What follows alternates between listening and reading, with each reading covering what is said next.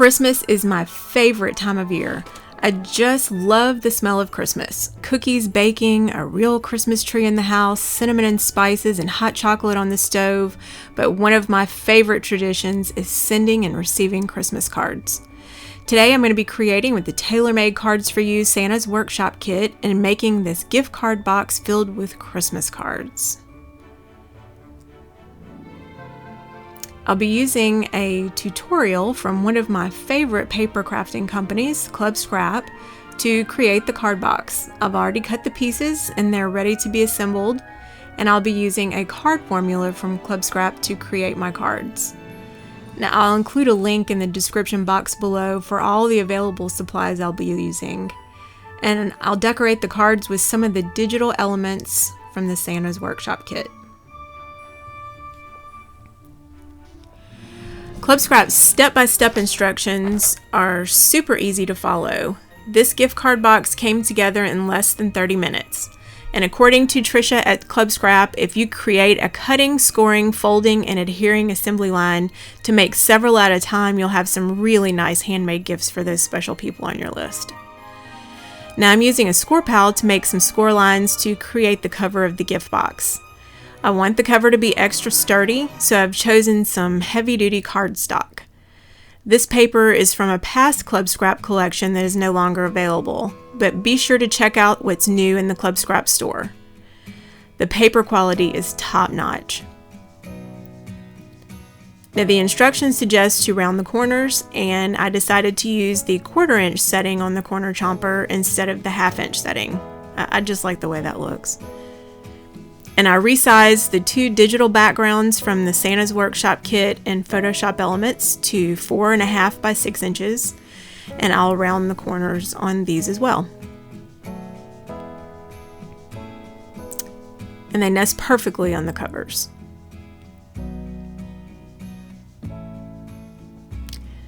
Next, I'll create the card pocket that will hold up to 8 A2 sized cards, which measure 4.25 by 5.5 inches.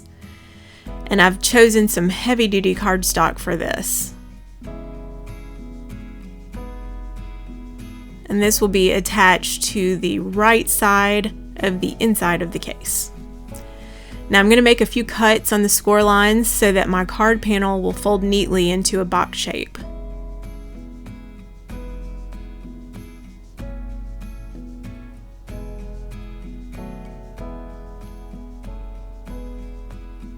And I'm just going to pre-fold on those score lines so that it's a little easier to manipulate. Now while I have my Scor-Pal out, I'll score the postage stamp pocket. And this will be attached to the card pocket. This pocket is big enough to hold a few stamps and maybe some holiday themed envelope seals, stickers, or wafer labels. And I'll miter the corners to remove bulk and so that it will fold nice and flat.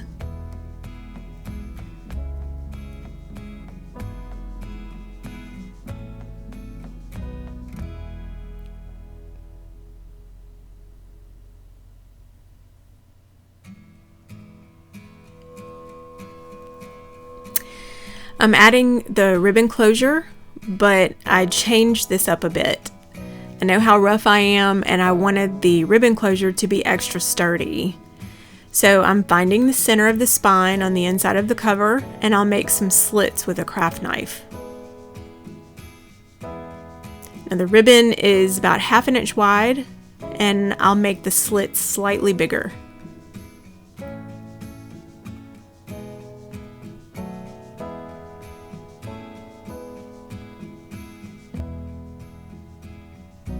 I'm going to thread the ribbon closure through the front of the cover to the inside,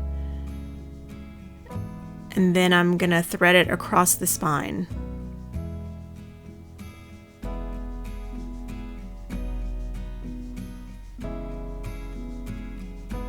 Now I really did this because I chose a pretty printed paper for the spine and I didn't want the ribbon to cover it up. Now I'm going to adhere the ribbon to the cover so that it doesn't slide around, And after I do this, I will be ready to decorate.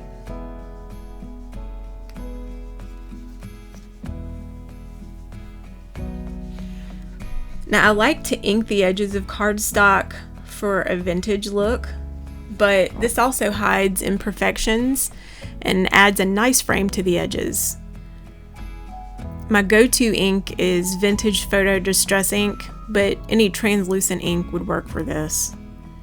Distress inks are my first choice because they blend so easily.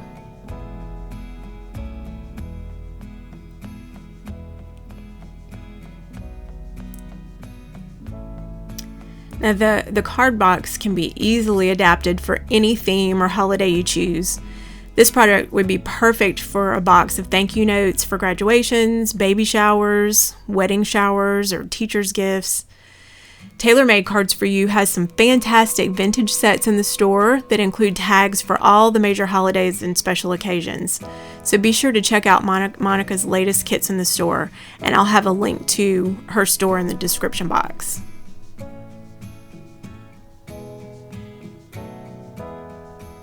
Now I'm adding some adhesive to the four corners, the four corner tabs of the card pocket, and I'll fold into a box shape.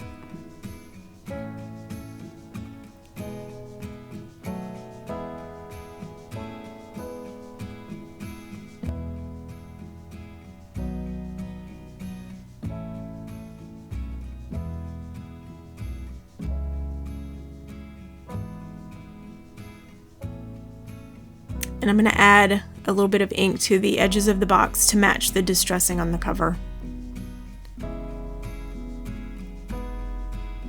And now I'm using a circle punch to add a notch to the stamp pocket.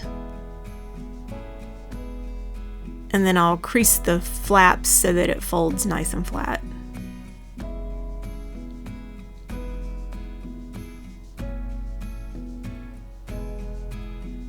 And I want this to be nice and sturdy, so I'm going to adhere it to the front of the card pocket with some glue instead of tape runner.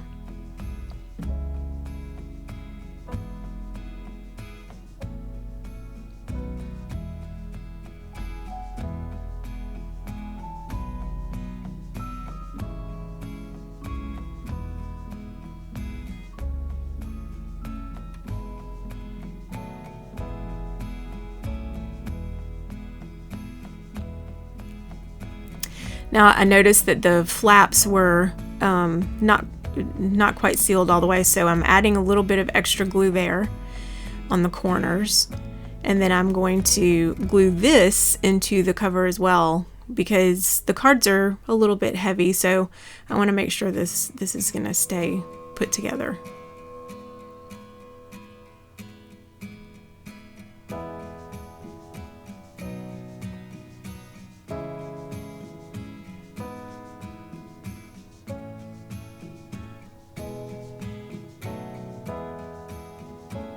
And my last step is to add my envelopes. So I'm going to wrap the envelope band vertically around the envelopes and secure with some tape.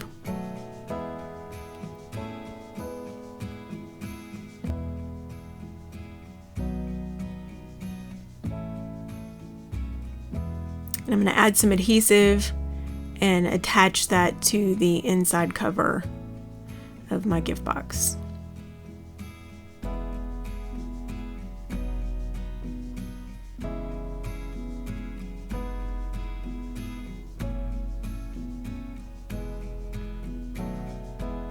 Now I need to trim these rough edges, the rough ends of the ribbon, and I'm going to use a rotary cutter, and I'm going to line them up on the angles of my cutting mat, but this is easy for me, and I like that it's even on both pieces, but you could just trim with some sharp scissors.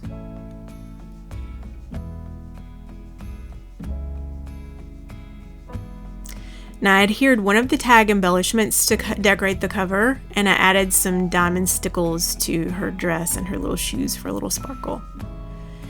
And now I'm ready to make some cards to fit inside my box. I've already pre-cut, folded, and sorted my card bases and panel pieces assembly line style. And can you see how easy this would be to make a large batch of cards? I chose a mix of patterned and plain papers, and I'll mix and match all the pieces for a pleasing effect. And I won't be doing any stamping on these cards either, so these should come together pretty quickly. Now, since I had 3 horizontal tags, decided to have this set oriented in a horizontal direction. So I'll just be using the Santa's Workshop tags as embellishments, so no stamping. And the only inking I'll do is distressing around the edges of the cardstock pieces. Now, once I adhere all the panel pieces, this card will be finished. But you could add some ribbon, gems, Nuvo drops, glitter glue. The embellishment choices are endless, but I'm just going to keep this simple.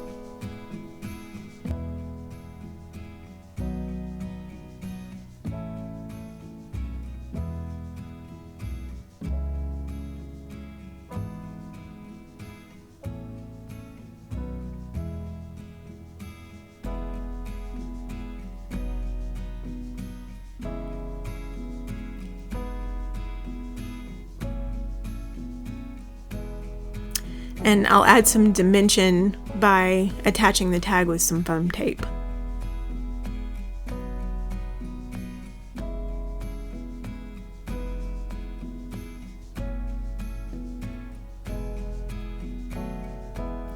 Now I added some diamond stickles to Santa's beard for a little sparkle. And here are some close-ups of the other 2 cards I made in this set.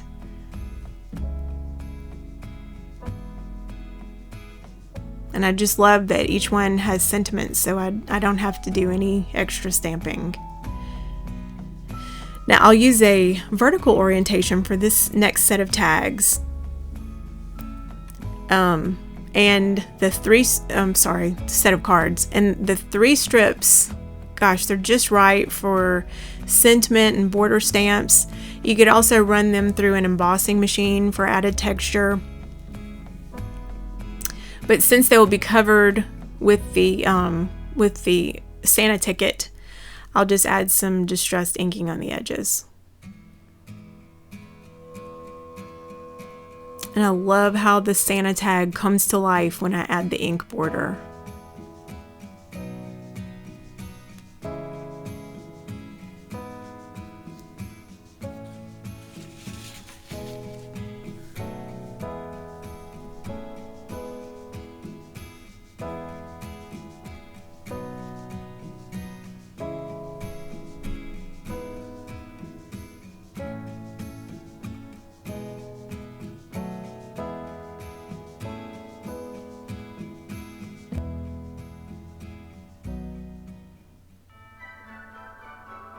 Now I'm going to add some more foam tape for dimension, and then I'll add some diamond stickles for a little more sparkle. I noticed that on old vintage cards, they always have glitter, so that diamond stickles really adds to the vintage effect.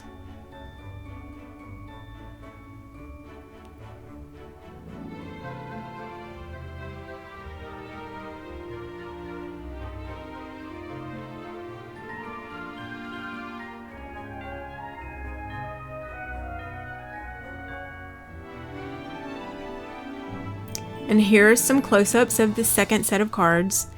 Now, again, I did not resize any of these images. I just printed on good quality cardstock, and they ended up being the perfect size for this card set.